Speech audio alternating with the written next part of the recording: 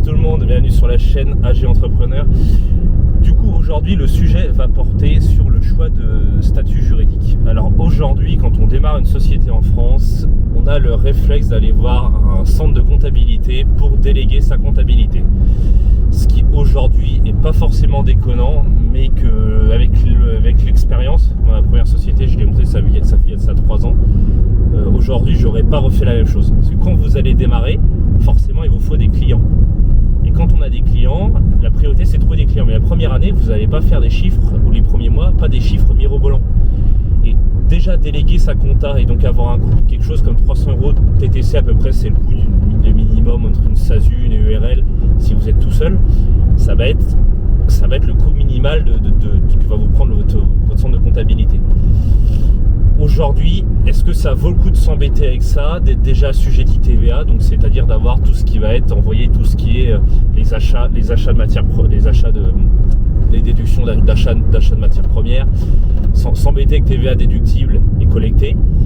Au début, moi j'ai des gens, notamment des amis, qui ont ouvert à qui on a fait ouvrir des sociétés sous des statuts assez puissants comme la SASU ou l'URL, plus fort que l'auto-entreprise, ce qui fait qu'ils ont été mariés à leur centre de comptabilité.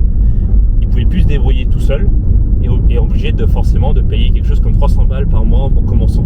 C'est pas forcément dramatique, mais quand les coûts s'additionnent au début entre ça, le site internet, les logiciels de facturation, j'ai fait une autre vidéo là-dessus où pareil on nous fait croire qu'il y a besoin de payer des logiciels qui valent une fortune, alors que non. Au début, la priorité c'est de trouver des clients. L'argent rentre pas les premiers mois ou difficilement. Il faut commencer à se faire connaître. La priorité, ça va vraiment être d'alléger ses charges. Et en allégeant ses charges, on peut commencer en micro-entreprise. Puis pourquoi pas, une fois qu'on a validé ses chiffres avec le temps, pourquoi pas pivoter et basculer une fois que c'est fait en SASU. Donc voilà, ça c'est le conseil aujourd'hui que je vous aurais donné. C'est le conseil que je vous aurais donné de faire. De commencer par exemple en micro et d'après basculer, si vous êtes tout seul, vous voulez rester tout seul en SASU ou en EURL et sans passer au début par un centre de gestion. Par exemple l'expérience personnelle, quand j'ai fait mon prévisionnel, parce que ma première boîte j'ai pris 10 000 € de crédit, j'ai mis 3 000 € de capital, rien que le fait de faire un prévisionnel, le prévisionnel c'est pareil, vous pouvez le faire tout seul.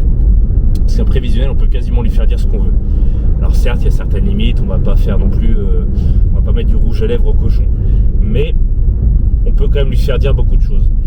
Aujourd'hui, moi par exemple, quand je prends l'exemple de ma première boîte d'Elec, j'en ai eu pour 1 700 € du coup de faire un prévisionnel. Donc on n'a pas ouvert la société, elle n'est pas ouverte, on a déjà sorti déjà 1 700 € de ça. On a les frais de dépôt d'annonce légale, donc par exemple dans ma région c'est 138 € hors taxe d'annonce légale.